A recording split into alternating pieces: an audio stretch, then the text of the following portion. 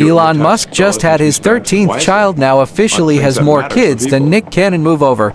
Nick Cannon. Elon Musk has officially claimed the title of most overachieving baby daddy in America, in a shocking twist that no one saw coming except maybe Musk's fertility doctor.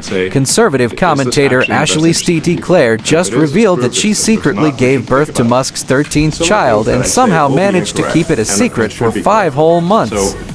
Claire, known for her spicy political takes and very loud opinions on immigration, decided to drop this "oh, by the way, I made a billionaire baby" announcement only after she found out the tabloids were about to spill the beans. Classic Musk move: drop shocking news on X before the media can make it official. "I wanted my child to grow up without the chaos of public scrutiny, but the media is forcing my hand," she posted on X, formerly Twitter, but still an absolute disaster zone. Elon Musk, making babies like he makes rockets fast and non-stop. At this point, Musk has so many kids that his family reunions are starting to look like SpaceX launch events. And if we've learned anything from his life philosophy, it's that he really doesn't want the human race to go extinct, so he's personally ensuring that the Musk dynasty stays strong. Let's take a moment to acknowledge that Musk is now 2 kids ahead of Nick Cannon.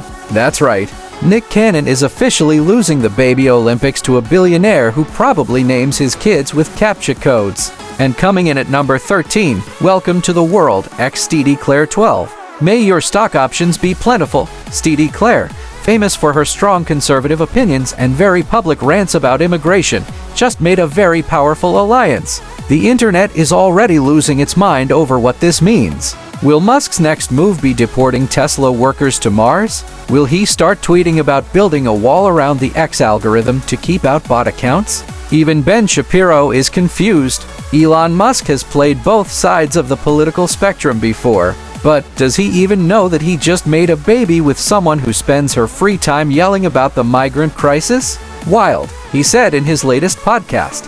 As if the internet wasn't chaotic enough, another woman named Ashley Sinclair, who happens to be an adult content creator, had to clear up that she is not the baby mama. Now she's got thousands of Elon fanboys in her mentions, and somewhere, Grimes is probably laughing hysterically. What's next? Ashley Claire says she's taking a break from social media to focus on raising baby Musk number 13, but let's be honest, this story isn't going anywhere. Will this kid be the future CEO of Mars? Will Nick Cannon try to reclaim his title and announce triplets? Will Musk accidentally confirm the baby news via meme? One thing's for sure, this saga is just getting started. And at this rate, we should expect baby number 14 by the end of the year. If you don't have a feedback loop, okay, we would have to, if you sorry, at a high level, if you say what is the goal of Doge and I think a significant part of the presidency is to restore democracy. This may seem like, well, aren't we in a democracy? Well, if you don't have a feedback loop, okay, we would have to, if you sorry. I tell you, gravitas can be difficult sometimes.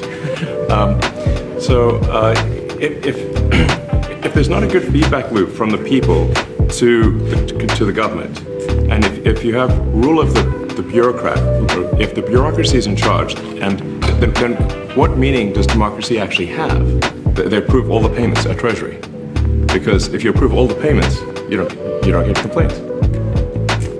But now we're saying that no, actually we are going to complain. If money is spent badly, if your taxpayer dollars are not spent in a sensible and frugal manner, then that's not okay. Your tax dollars need to be spent wisely on things that matter to the people. I mean, these things, it's just common sense. It's not draconian or radical. I think it's really just saying, let's look at each of these expenditures and say, is this actually in the best interest of the people? And if it is, it's approved. If it's not, we should think about it. Some of the things that I say will be incorrect and should be corrected. So nobody's going to bat 1,000. I mean, we will make mistakes, but we'll act quickly. For women, there's this expectation that men are kind of going to be like your emotional support dog, and they've kind of put their girlfriends to the side. And what we used to get from community, we now need getting increasingly hard to just exist, to live in America. We see this especially with Gen Z, and they have this apathy, people want to say, but much of Gen Z even recognizes this pain and that they're going to own nothing and be happy, eat the bugs. We have a system that's inherently inherently against the people. Again, it's harder and harder to live. We saw this during COVID, right? We weren't allowed to make a living or operate our businesses. Meanwhile, Jeff Bezos and Amazon saw record profits. Most people my age know that they're never going to own a home. Even a car is becoming increasingly unaffordable. Rent is astronomical. I think that's why so many people are sad, because they're working for absolutely nothing. There's no purpose left. And when you don't have that purpose, you have a very sad and broken population that will do anything, including take handouts from the government, including offer up more of their freedoms in exchange for security. So I think that's where a lot of this is coming from.